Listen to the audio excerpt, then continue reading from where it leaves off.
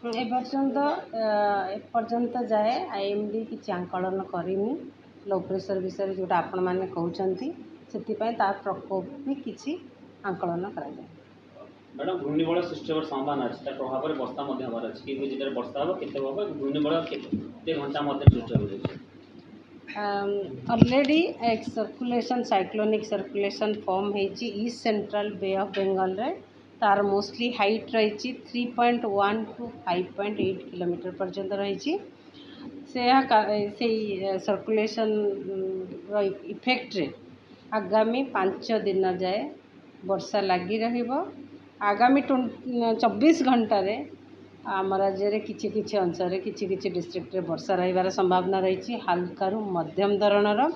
ता सहित घड़घड़ी बिजुली एवं gusty wind 30 to 40 kilometre per hour रे पवनर बेग रहिबार संभावना रही। काली माने 26 रे राज्य रे अनेक स्थान रे हल्का मध्यम धरणर वर्षा रहिबा सहित बिजुली घड़घड़ी भी रहिबार संभावना रही ता सहित गाँ भा जगह प्रबल वर्षा भी हबार संभावना रही। प्रबल वर्षा मोस्टली रहिबार संभावना रही गंजाम डिस्ट्रिक्ट रे गजपति रायगड़ा कंधमाल मयूरभंज केउंझर और सुंदरगढ़ डिस्ट्रिक्ट रे 27 तारीख भी अनेक स्थान रे हल्का मध्यम धरण वर्षा रहिबो बिजुली घड़घड़ी भी रहिबार संभावना रही। इवन गस्टी विंड ता सहित प्रबल वर्षा भी हो पारे काँ जगार जमती कि मोस्टली आमर साउथ ओडिशा रे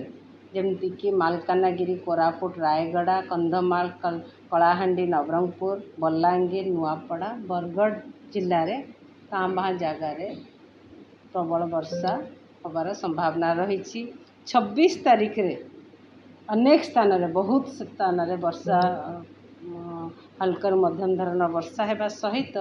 प्रबल अति प्रबल वर्षा हबार संभावना रही। प्रबल अति प्रबल वर्षा हबार संभावना रही संबलपुर डिस्ट्रिक्ट रे और बरगढ़ डिस्ट्रिक्ट रे ता सहित काँ जगार प्रबल वर्षा हबार संभावना रही जमती कि अनुगुल खोर्धा बौद्ध सोनपुर नयागढ़ गंजाम गजपति मयूरभंज और केउंझर डिस्ट्रिक्ट रे आउ 29 तारीख रे भी अनेक स्थान रे हल्का मध्यम धरण वर्षा होगा सहित काँ जगार प्रबल वर्षा हबार संभावना रही जमती कि केउंझर मयूरभंज और सुंदरगढ़ डिस्ट्रिक्ट रे प्रबल वर्षा होता है। मैडम चारोटी जिला 28 तारीख वार्निंग आमर नेक्स्ट 5 दिन आगामी 5 दिन वार्निंग दि जाए ता आग को वार्निंग दि जाए आगामी से 29 तारीख जाए वार्निंग रही। मैडम चारिटा जिले में नियंत्रित वर्षा होती मयूरभंज बालेश्वर पुरी बलांगीर ये जो वर्षा भरण कर आगामी एबे वर्तमान जदि देखा जीवो आम राज्य रे नियंत्रित वर्षा अच्छी 42% डेफिशिएंट अच्छी नियंत्रित अच्छी आमर 5टा डिस्ट्रिक्ट रे ढेंकानाल जगतसिंहपुर कंधमाल मालकानगिरी नवरंगपुर रे स्वाभाविक जिते वर्षा हबार कथा सेते वर्षा होईछि किंतु 4टा डिस्ट्रिक्ट रे डेफिशिएंट बहुत अच्छी जमती कि पुरी मयूरभंज बालेश्वर बलांगीर रे डेफिशिएंट रेन अच्छी यही जो एबे गोटे जो स्पेल आसूची किछि अंश किछि परिमाण रे भरपाई हबार संभावना रही। आज पर्यंत वर्षा होईछि 94.6 मिलीमीटर किंतु स्वाभाविक वर्षा हबा कथा 163.6 मिलीमीटर।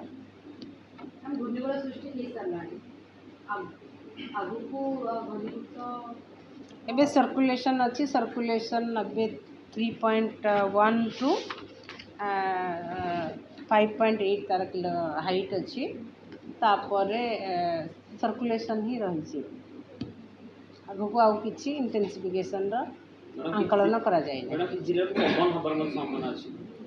जो गुड़ाक पवन हबार संभावना अच्छी सी आमर जो थंडरस्टॉर्म एक्टिविटी बेले जिते बड़े झटका पवन हुए से ही पवन बेग 30 ରୁ 40 किलोमीटर पर आवर से आम रेगुलाली आम झटका पवन गति दे था सेमती ही रही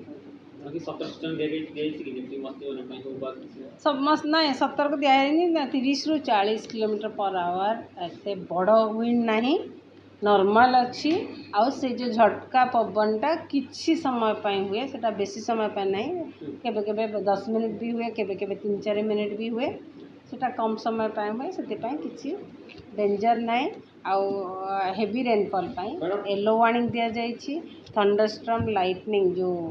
आमर बिजुली घड़घड़ी गष्टी पवन पाई भी येलो वार्निंग दिया जाइछि बिजुली घड़घड़ी पाई का खास करके विशेष लोक मान को विशेष गुरुत्व दबा बहुत दरकार मैडम ट्विन सिटी में कौन ट्विन सिटी पाई कि भी आमर एबे वर्षा रहिबो मोस्टली टुवर्ड्स इवनिंग नाइट रे वर्षा गोटे दुटा स्पेल रहिबार भी संभावना रही मैडम जून मासर आज पर्यंत लघुचाप प्रथम केतेटा हवा कथा से गोटे जून रे जनरली गोटे किंबा दुईटा बने किंतु ऑलरेडी आमर साइक्लोन बनी सारी आउ एबे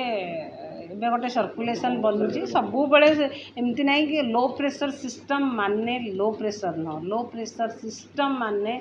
सर्कुलेशन साइक्लोनिक सर्कुलेशन हो पारे लो प्रेशर हो पारे डिप्रेशन हो पारे से एबे जो गोटा साइक्लोनिक सर्कुलेशन सेटा भी गोटे काउंट करा